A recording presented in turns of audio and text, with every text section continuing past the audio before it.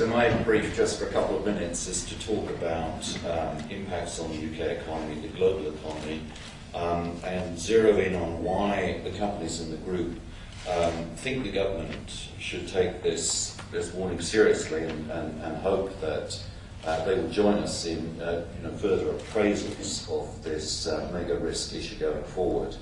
I think Philip has already touched on some of the things we talk about in the report. I always think that the agriculture sector is the best place to go when making the case of just how oil addicted we've become in the society that we live in. Because there, as you go through the whole value chain, from the soil and the materials that we put into the soil right through the tractor to the plate, at every step of the value chain, you have a huge need for oil. So we are going to be challenged if even a fraction of what John has described unfolds upon our economy. And I think I'll leave it to you to read the things we have to say about the other sectors in the economy, where the dependency is arguably often almost as great. So there are two categories of impact. There's the sort of incremental impact of the higher prices. We all know what happened historically in the 70s and 80s with the periods of very rapidly elevated oil price and what that did to the global economy and the national economy in the periods of recession. John's already touched on the balance of payments issue, which is increasingly important as we go down that fairly steep descent in the North Sea after the peak in production in 1999 and the transference from export to import in our balance of payments in 2005. But we also talk in the report about the potential for supply shocks.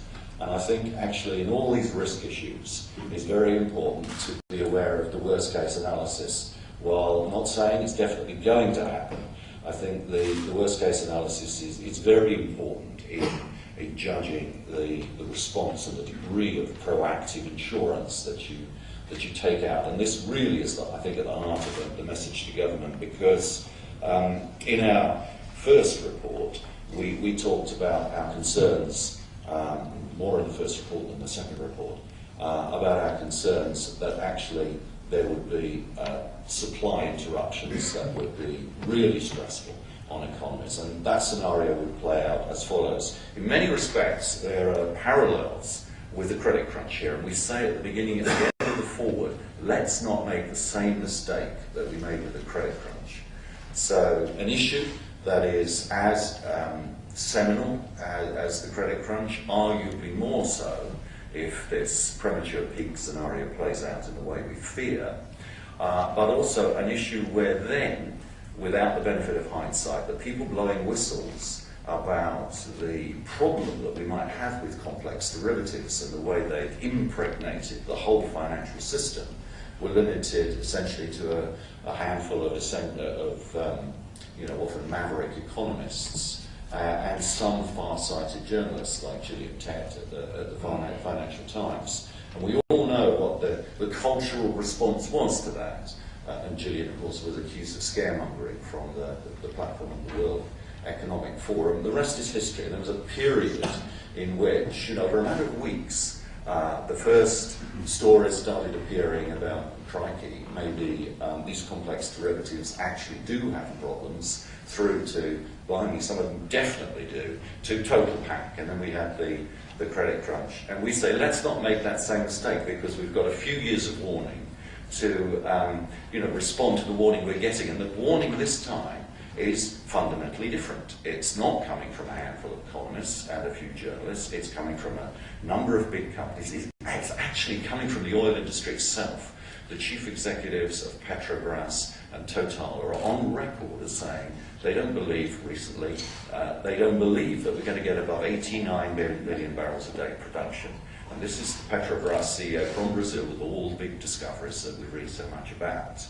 And so that's a more serious assessment than ours, although of course we see downsides that we talk about that can pull that total that we can ever achieve down below 92 million barrels a day.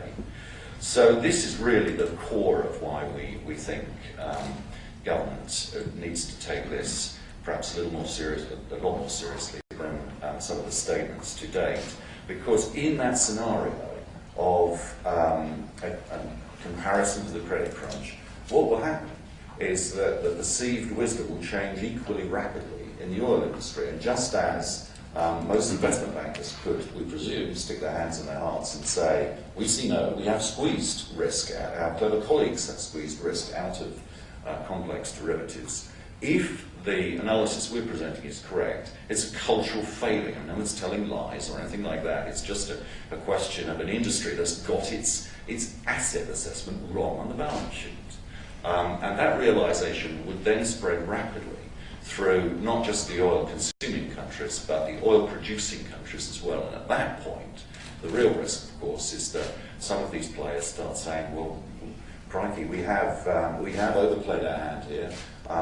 We may well have got this wrong. The first thing we're going to do is start husbanding resources to fuel, literally and metaphorically, our fuel-hungry, multi-hundred billion dollar and multi-hundred billion ruble domestic infrastructure programs. And at that point, we really are going to be challenged, because global energy crisis then, for many oil-consuming countries, oil importing countries, including Britain, could arguably turn into energy famine.